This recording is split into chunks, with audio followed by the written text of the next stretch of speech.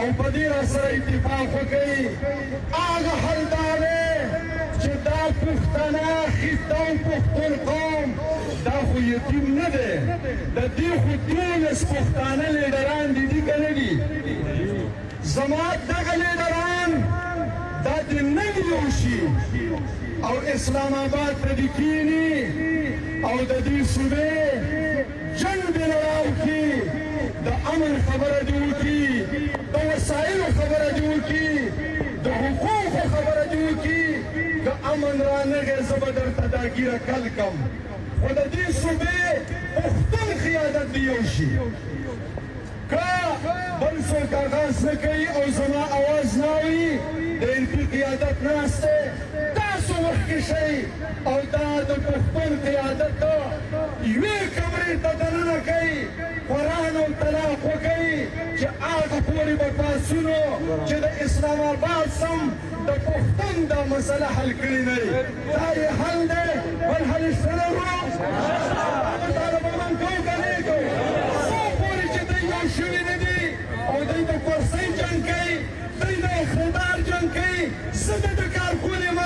زه وجلی کېږم زما هیله پرېږي دی زما په سر اقتدار ته ځان رسوي په ما خفه نه دی په ما پریشانه نه دی په ما الپاټس کوم مرسته کوي زما مقدمه د اسلام آباد د حکمرانانو څخه نه راوړي زه د دې صوبې د قیادت نه خفه یم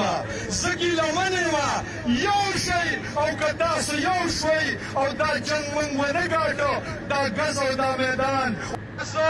په ما باندې جنګ مسلط کړو زما طبعي وشوله که دا جنګ د اسلام دپاره زه قبایل د اسلام دپاره قربانۍ ته تیار یم که دا جنګ د پاکستان دپاره زه د پاکستان دپاره وینې ورکولو ته تیار یم خو که دا جنګ دا د ډالرو دپاره چې کله ته د ډېرې لوګر بل په شکل او کله په بل شکل ډالرې ته اخلي او وژنې ما زما نه د قربانۍ فقره جوړه کړې ده کله چې ته په دې ملک کې د غټ پروجیکټونو دپاره او د غټو منصوبو دپاره او د غټو هسپتالونو دپاره ځمکه ګورې نو تا پنجاب او سند په نظر راځي او کله چې د وینې د تویولو دپاره تا ته پټی پکاري نو تا ته بیا قبایل په نظر راځي کله چې ته د وزیر اعظم د عهدې دپاره د چیرمن سینټ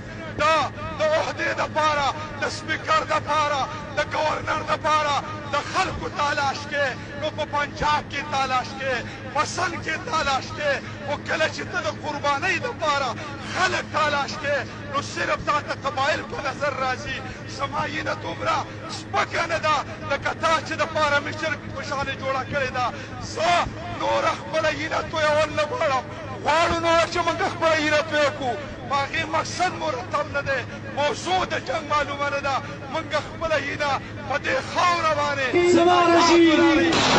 تویول نه غواړو موږ ته تاسو نه وتویوئ ځکه دا د نامعلوم فلسفې نه